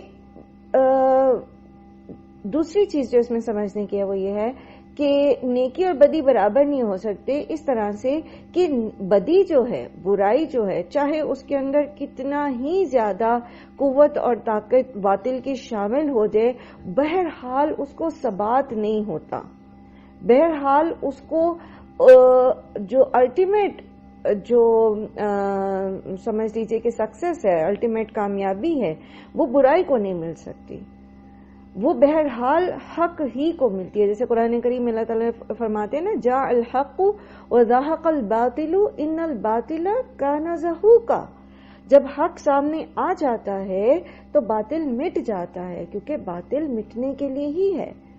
تو نیکی اور برائی برابر نہیں ہو سکتے، کیونکہ برائی کو ثبات نہیں ہے، اور نیکی اور حق جو ہے وہ جم جانے والا ہے، وہ ثابت ہو جانے والا ہے، چاہے اس کو نسلیں لگ جاتی ہیں۔ سم ٹائم ہم دیکھتے ہیں کہ ایک جنریشن جس نے خیر کا پودا لگایا ہوتا ہے وہ اس کے ثمرات نہیں دیکھ پاتی، لیکن بہرحال نیکسٹ جنریشن میں ہم دیکھتے ہیں کہ وہ خیر کا چھوٹا سا منا پودا جو ہوتا ہے وہ ایک تناور درخت بن جاتا ہے، اور اس کی مخالفت میں جو کوئی بھی منفی پروپیگنڈا کرنے والا جو باطل ہوتا ہے وہ مٹ جاتا ہے، وہ ذلیل و خوار ہوتا ہے، اور نیکی اور حق جو ہے وہ جیت جاتا ہے۔ اور پھر یہ کہ نیکی جو ہے، جو نیکی اور برائی ہے وہ برابر نتیجتاً بھی نہیں ہوتی، یعنی اخروی نتیجے میں بھی برابر نہیں ہوتی، دنیا میں بھی نہیں ہے اور آخرت میں بھی بدرجہ اولا یہ برابر نہیں ہے۔ جو لوگ دنیا میں برائی کر کے جاتے، چاہے دنیا میں ان کی برائی کو دیکھنے والا کوئی بھی نہ ہو، یا پھر یہ کہ وہ برملا اس کا اظہار کر کے جائے، یا پھر یہ کہ وہ اپنے تئیں بڑی ہی طاقت رکھتے ہوئے اس کے ظلم میں حق کو مٹانے کی کوشش کرتے ہوئے ظلم کرتے ہوئے جائیں، دنیا میں اگر اللہ تعالیٰ نے ان کو ڈھیل دے بھی رکھی ہو تو آخرت میں ان کا انجام کار بہرحال برا ہوگا۔ دنیا میں نیکی کے راستے پر چلنے والے خواہ کتنی ہی تکلیفیں اٹھائیں، آخرت میں وہ سرخرو ہوں گے اور کامیاب ہوں گے، اور ان کی کامیابی پھر کیسی ہے کہ جیسے کل ہم نے پڑھا تھا نا کہ اس میں جو کچھ وہ جنت میں بھیجے جائیں گے اور ان سے کہا جائے گا وَلَكُمْ فِيهَا مَا تَشْتَهِي أَنفُسُكُمْ وَلَكُمْ فِيهَا مَا تَدَّعُونَ، تو پھر ایسا انعام ملے گا جس کا تصور انسان دنیا میں کر ہی نہیں سکتا. دنیا میں آپ کے پاس کیسی ہی طاقت اور قوت آ جائے، بہرحال آپ کبھی یہ تصور نہیں کر سکتے کہ آپ جو چاہیں اپنے لیے اور جو آپ طلب کریں وہ آپ کو ہر حال میں ہمیشہ ہی ملتا رہے گا. بعض اوقات ہم اپنے لیے کسی چیز کو طلب کرتے ہیں لیکن وہ ہمارے سامنے موجود بھی ہوتی ہے لیکن ہم اس کو استعمال کرنے کے قابل نہیں ہوتے. لیکن جنت میں ایسا کچھ بھی سین نہیں ہے. جنت میں جو جہاں جیسے چاہے گا، وہ جیسی لذت چاہے گا، جیسی سیلف سیٹسفیکشن چاہے گا، جیسی خوشی چاہے گا، وہ سب اس کو میسر آ جائے گی. لیکن اس کے لیے کرنا کیا ہے؟ اس بات پر یقین رکھنا ہے کہ نیکی اور برائی برابر نہیں ہوتے ہیں.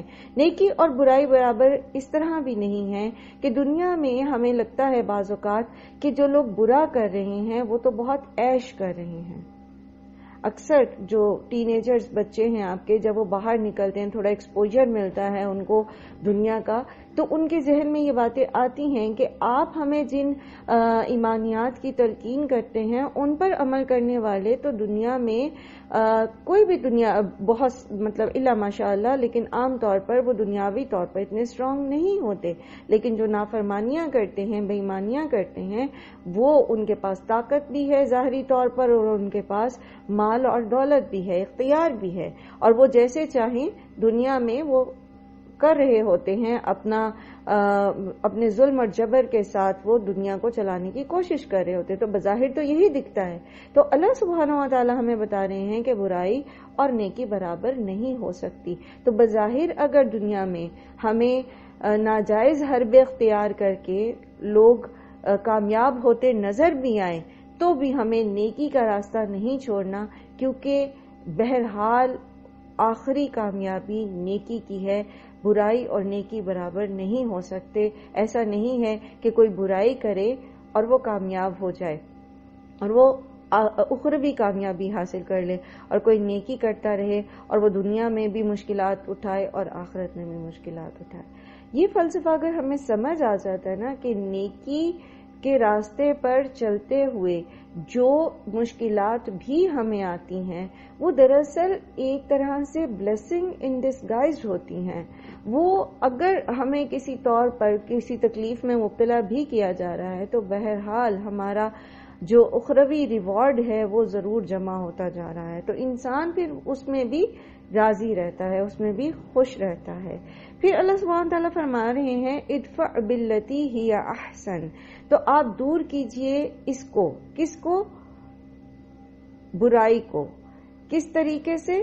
ہی احسن، جو سب سے اچھا ہے. احسن جو ہے وہ افضل تفضیل کے صیغے پر ہے، جس کو آپ سپرلیٹو کہتے ہیں، سپرلیٹو ڈگری آف اینی ورب، کہ وہ سب سے زیادہ بہترین. ٹھیک ہے؟ کسی بھی چیز سے جب آپ کمپیریزن کرتے ہیں تو ان میں سب سے زیادہ بہترین کو احسن کہا جائے گا. جیسے اکرم کا مطلب ہوتا ہے سب سے زیادہ باعزت. ٹھیک ہے؟ تو اسی طرح احسن کا مطلب ہوتا ہے سب سے زیادہ بہترین. برائی اور نیکی برابر نہیں ہے. برا کرنے والوں کا انجام اور نیکوکاروں کا انجام برابر نہیں ہے. آپ کے ساتھ جو رویہ رکھے ہوئے ہے برائی کا وہ برابر نہیں ہے. مطلب آپ کے ساتھ اور آپ کا رویہ اس کے ساتھ برابر نہیں ہونا چاہیے. تو کیا کرنا ہے آپ نے؟ ادفع باللتی ہی احسن، اس کو بہترین طریقے سے دور کرنا ہے. جو برائی آپ کے ساتھ کوئی کر رہا ہے اس کو دور کرنا ہے. کیسے کرنا ہے؟ یہ بہترین طریقہ کیا ہو سکتا ہے؟ یہ ہم سیکھتے ہیں اللہ کے رسول صلی اللہ علیہ وآلہ وسلم کی سنت سے. اللہ کے رسول صلی اللہ علیہ وآلہ وسلم کی سنت کیا تھی؟ آپ کو لوگوں نے گالیاں دی، جواب میں آپ نے ان کو دعائیں دی. تو احسن کیا ہے؟ یعنی بدی کے مقابلے میں محض نیکی جو ہے وہ یہ ہوگی کہ کوئی آپ کو گالی دے تو آپ چپ رہیں، آپ آگے سے اس کو گالی کے بدلے میں گالی نہ دیں. یہ تو ایک نیکی ہے، لیکن یہ حسنہ ہے. ٹھیک ہے؟ تو حسنہ احسن میں کب بدلتی ہے؟ جب اگر آپ کو کوئی گالی دے تو آپ جواب میں اس کو دعا دیں.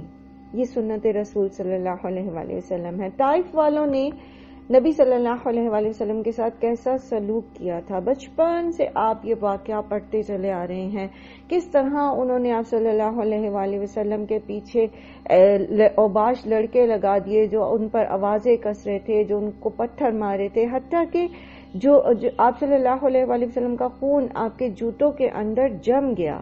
اتنا زیادہ کوئی کسی کو مطلب کسی کے بارے کسی کو پریشان اس سے زیادہ کیا کر سکتا ہے کہ وربلی بھی ابیوز کر رہا ہے اور فزیکلی بھی ٹارچر کر رہا ہے. اس پر جب اللہ سبحانہ تعالیٰ نے پہاڑوں کے فرشتے کو نبی صلی اللہ علیہ وسلم کے پاس بھیجا کہ آپ اجازت دیں تو میں ان دونوں پہاڑوں کے بیچ میں جن کے بیچ میں طائف کی وادی ہے میں ان کو آپس میں ملا دوں تو یہ ساری قوم صفحہ ہستی سے مٹ جائے. اس وقت آپ صلی اللہ علیہ وآلہ وسلم نے بجائے اپنی اس تکلیف جو آپ صلی اللہ علیہ وسلم محسوس کر رہے تھے، جو ذہنی اذیت محسوس کر رہے تھے، جو جسمانی تکلیف محسوس کر رہے تھے، اس کے جواب میں آپ نے قوم طائف کے لیے دعا کی، ہدایت کی دعا کی. یہ ہے احسن.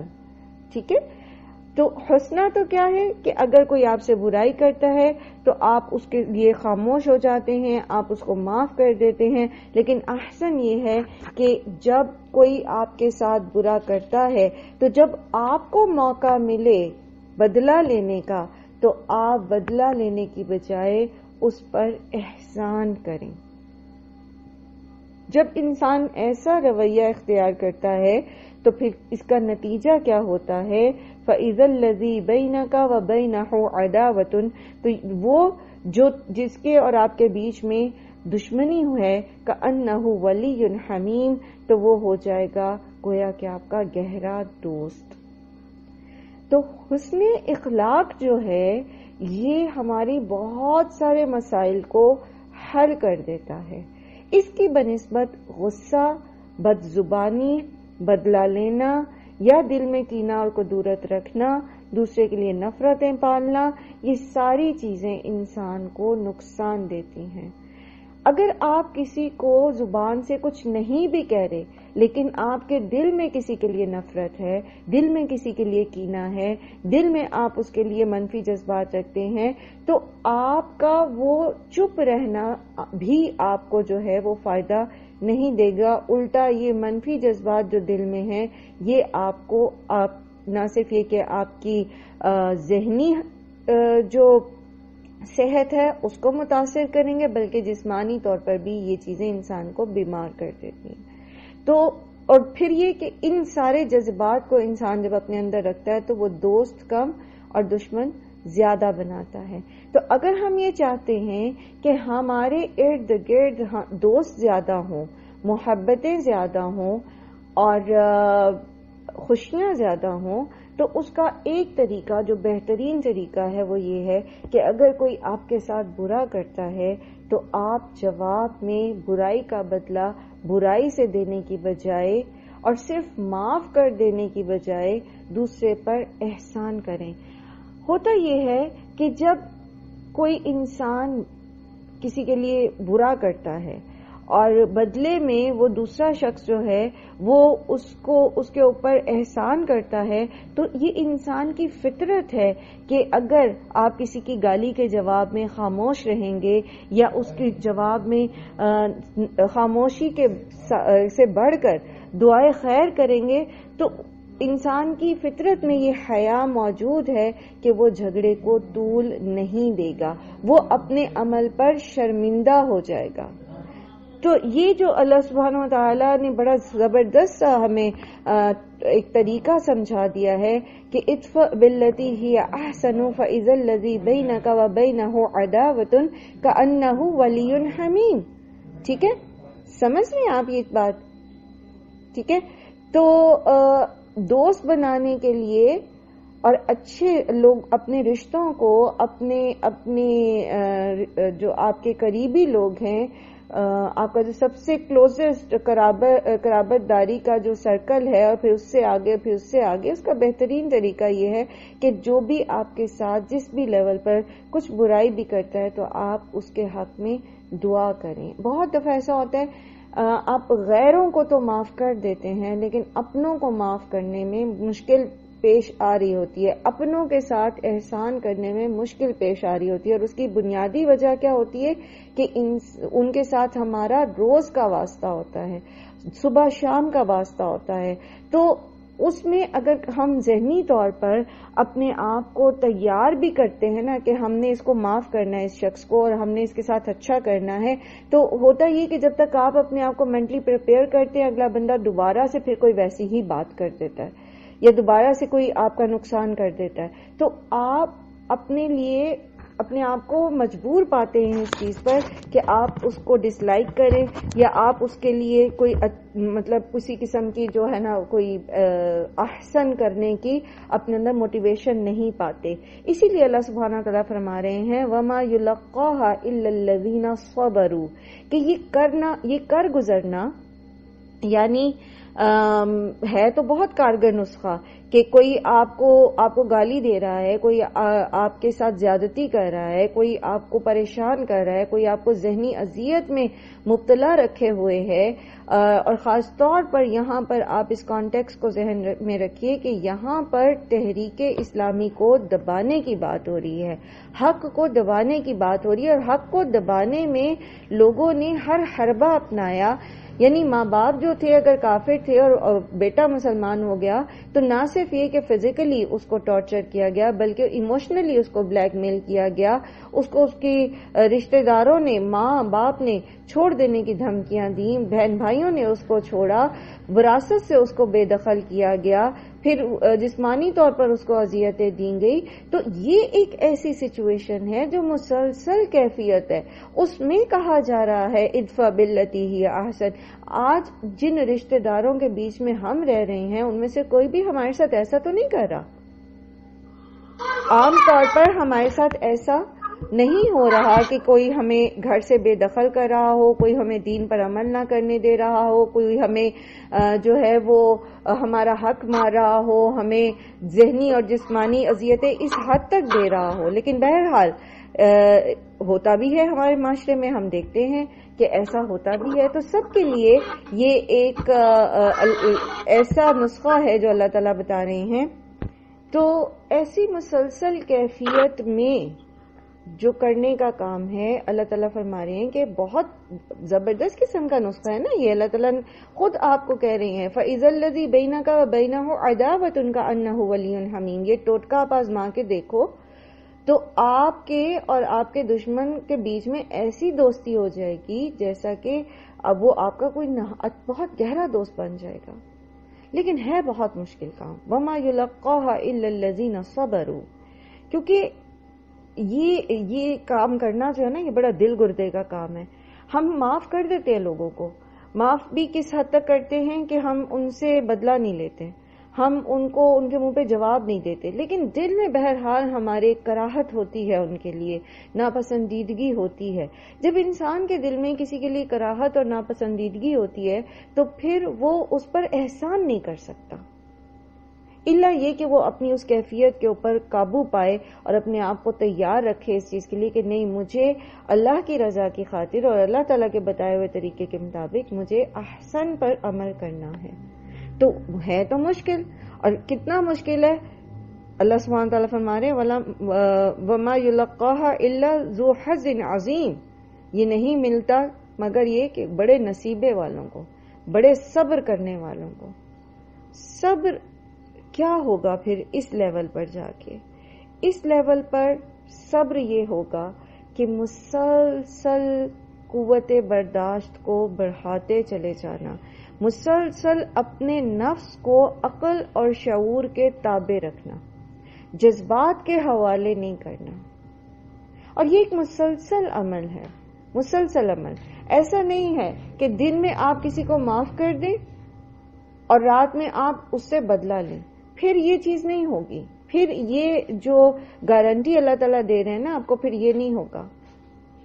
یہ تب ہوگا جب معافی کا اور احسان کا یہ رویہ جو ہے اس میں تسلسل پایا جائے گا، بریک نہیں آئے گا کہیں پر. اور یہ تبھی ہوگا جب انسان ہمیشہ اپنے نفس کو اپنی قوت ارادی کو اپنی عقل اور شعور کے تابع رکھے، اس عقل کے تابع رکھے جو قرآن پڑھتی ہے اور سمجھتی ہے کہ مجھے بھلائی ہی کرنی ہے، ہر حال میں بھلائی کرنی ہے۔ اور پھر یہ کہ جیسے اللہ سبحانہ تعالیٰ فرما رہے ہیں وَمَا يُلَقَّاهَا إِلَّا ذُو حَظٍّ عَظِيمٍ، اور یہ مقام حاصل نہیں ہوتا مگر یہ کہ ان لوگوں کو جو بہت ہی نصیبے والے ہوتے ہیں۔ تو بات دراصل یہ ہے کہ یہ قانون فطرت ہے کہ بڑے مراتب انہی لوگوں کو ملا کرتے ہیں جو اسی قسم کی صفات کے متصف ہوتے ہیں، جن کے اندر ایسا ہی صبر پایا جاتا ہے۔ یہ ممکن نہیں ہے کہ گھٹیا درجے کے لوگ اپنی چالوں اور اپنے ہتھ کنڈوں اور اپنی بری حرکتوں کے ذریعے جو ہیں وہ ایسے لوگوں کو، ایسے عزم الامور جو ہوتے ہیں لوگ جو عظیمت کے درجے پر جا کر کام کرنے والے ہوتے ہیں، ان کو شکست دے سکیں۔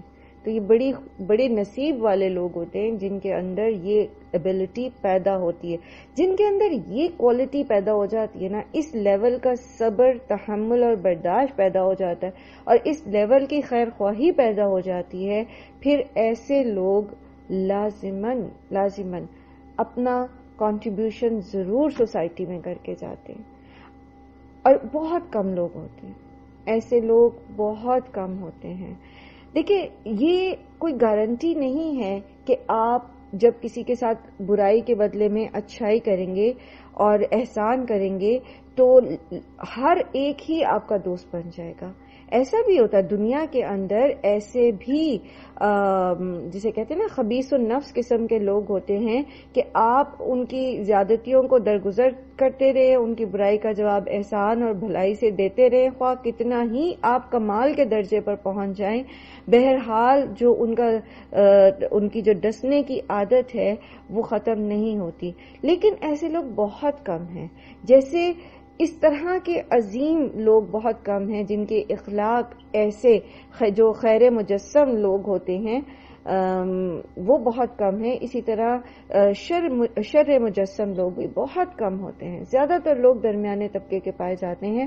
ان درمیانے طبقے میں ہم اچھا مقام، بلند مقام حاصل کر سکتے ہیں اگر ہم اپنے تئیں ہمیشہ کوشش کرتے رہیں کہ جو ہمارے ساتھ برا کرتا ہے ان ریٹرن ہم اس کے ساتھ اچھا ہی کرتے رہیں۔ اور یہ اچھا کرنا کیسے ہوگا، اس میں مطلب کیا ہم کیا کر سکتے ہیں؟ تو چھوٹی سی مثالیں ہیں، جیسے مثال کے طور پر اگر کوئی آپ کی برائی کرتا ہے، آپ کے پاس کوئی تھرڈ پرسن آتا ہے اور وہ کہتا ہے فلاں آپ کے لیے یہ برا کہہ رہا ہے، تو آپ جواب میں اس شخص کے لیے جس سے وہ برائی منسوب کی جا رہی ہے آپ دعائے خیر کریں اور کہیں کہ میں تو اس سے اچھی ہی امید رکھتا ہوں اور وہ تو بہت اچھے اخلاق کا ہے۔ تو اس طریقے سے آہستہ آہستہ جو ہے وہ ہم احسن کے درجے پر پہنچ سکتے ہیں۔ پھر اسی طرح اگر کوئی آپ کو غصے سے دیکھ رہا ہے، کوئی جھگڑا کرنا چاہتا ہے آپ سے، آپ اس کو اچھی سی مسکراہٹ سے دیکھ سکتے ہیں۔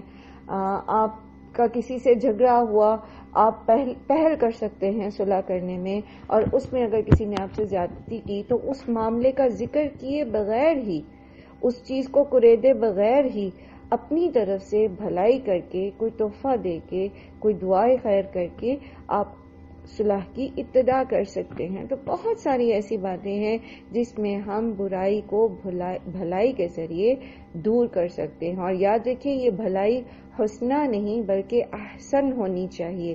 اور پھر انشاءاللہ العزیز جیسا کہ اللہ سبحانہ تعالیٰ نے فرمایا دشمنیاں کم اور دوستیاں زیادہ ہو جائیں گی، اور جو دوست ہوں گے وہ بھی ایسے ہی دوست نہیں ہوں گے صرف، وہ ولی حمیم ہوں گے، وہ آپ کے گہرے دوست بن جائیں گے جو پھر مشکلات میں بھی آپ کے ساتھ کھڑے ہوں گے اور آپ کی پریشانیوں میں آپ کی دلجوئی کرنے والے ہوں گے انشاءاللہ العزیز۔